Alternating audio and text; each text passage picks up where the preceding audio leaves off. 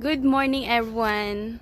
Good morning to all my friends and my brothers and sisters. This morning, I have a verse that I'm gonna share to all of you from Psalm 37, verse 7. Be still before the Lord and wait patiently for Him.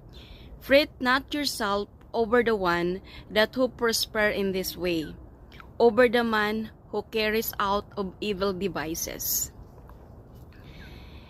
Let us pray, guys. Heavenly Father, we thank you, Lord, for the words that you have given to us, Lord. Help us, Lord, to wait upon you patiently, Lord God.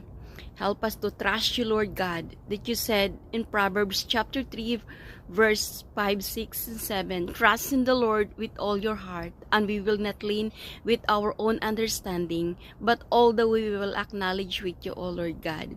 We thank you, Heavenly Father, for your protection and for your guidance. In Jesus' name.